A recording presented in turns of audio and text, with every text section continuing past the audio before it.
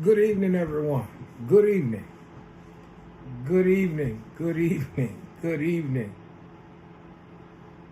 We bless God for tonight and for this opportunity to share with you all the good news of Jesus Christ. Please tell somebody that Pastor Dak is on. He's teaching, and he needs to see them. Ask them to come, like, share, love, comment. We are a blessed people. Come on, somebody. We are a blessed people. And we need to be able to share it with the world and yet with one another. Do you hear what I say? I ask that you would tell somebody to come on in. We're not really going to be in one scripture. We're going to float in and out of quite a few scriptures.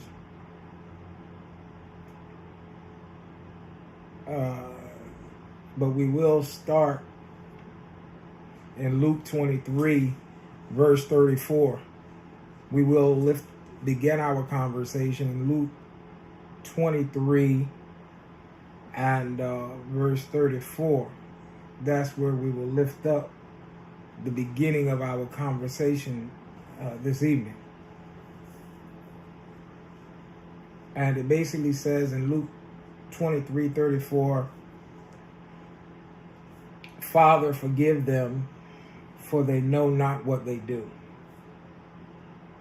We're about to spend tonight discussing the 7 last words of Christ because they reflect his physical, emotional, and spiritual journey of what we would call the crucifixion. These 7 sayings that he uses covers the physical side, the emotional side to sacrifice, and the spiritual journey that comes and that's attached to what we would call the crucifixion. And number 1, he starts with, Father, forgive them, for they know not what they do. That is known as the word of forgiveness. This is Jesus' prayer for the Roman soldiers and all those involved in his crucifixion. He prays to God and asks for forgiveness from him. We're going to run through all 7 and then I'm going to come back. Go to Luke 23 and 43. Luke 23 and 43. We're about to have our 7 preachers, 7 last sayings tonight with one Baptist boy. Luke 23 and 43. Truly I say to you, today you will be with me in paradise. This is called the word of salvation because this was spoken to the good thief who defended Jesus, didn't declare himself innocent, but became innocent because he was beside someone that was innocent. And sometimes it pays to connect with innocence or to connect with freedom so that you can benefit from what the one next to you is going through. Understanding that each thief was guilty. Jesus was innocent in the middle. But one thief thought that Jesus deserved to be there just like them. Go to the next one, John 19, 26 through 27. John 19, 26 through 27.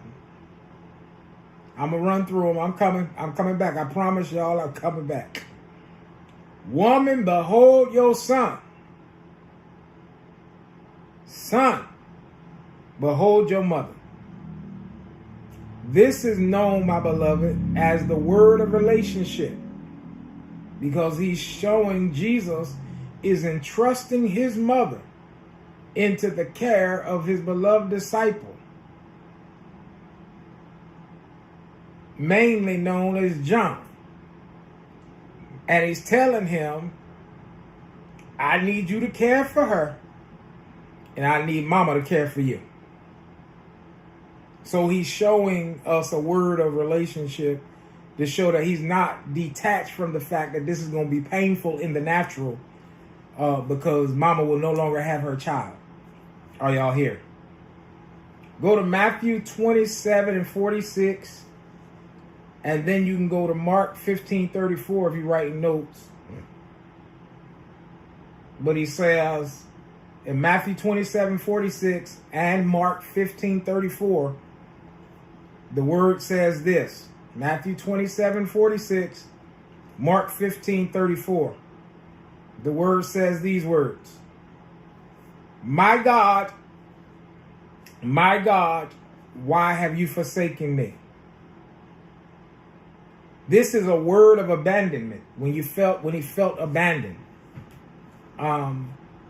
is only in the gospel 2 times, but it is a direct quote from Psalms 22, which is often interpreted as Jesus taking the full weight of human sin and suffering, and therefore they claim that God had to look away from him.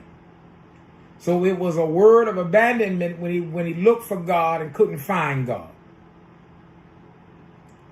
Go to John 19:28, because this is what he says next for the 5th word.